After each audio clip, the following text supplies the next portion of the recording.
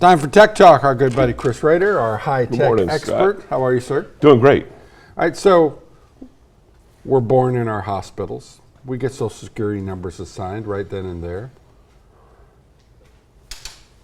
While it's good, it can open up a Pandora's box if the wrong guys start wanting my Social Security number. Correct.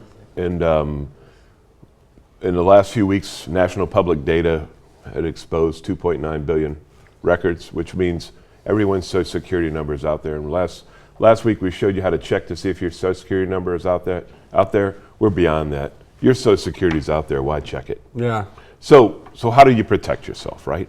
The first thing is your phone. Because it seems, and I'm cutting you off as I often do, but it seems like this is a potentially hopeless activity. Yes. I mean, it's out there. I might as well give up the ghost. Yes.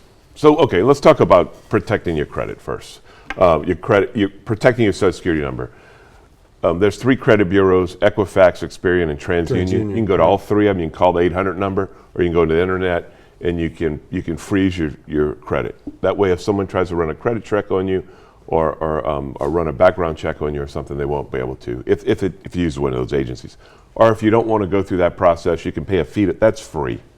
If you do not want to go through that process, you can go to LifeLock or something along those lines. I think it's $10-20 a month. Yeah. You may have other programs that are more expensive, and you can go that route. But I think we have to go beyond that, Scott. We have to just assume that someone's going to have a Social Security number. I mean, it doesn't hurt. In fact, I highly recommend that if you have credit cards, which most everybody has, bank accounts, maybe even these electronic payment systems like Venmo, we never talk about those. Make sure that those are secure. You might even change your passwords on them. But every time you have a transaction, it doesn't hurt to have an alert to say, hey, you just spent $20 on gas. You just spent so much on food. And you can do that with your bank or your credit cards. You can do that with your bank. Immediately they go.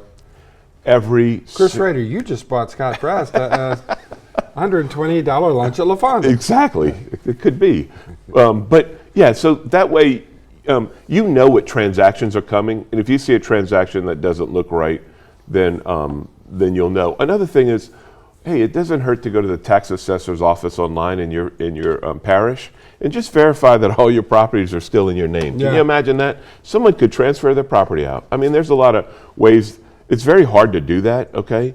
But if someone assumes your identity, there's a product called KnowBe4, and we may have talked about this, but this is a product that people use to do user awareness training. Right. And someone filled out a job application online, assumed someone's identity in the States. This person went in the States, went through the process, signed up, and the bottom line here is they have a remote worker working for them that they figured out, and you can Google and look it up.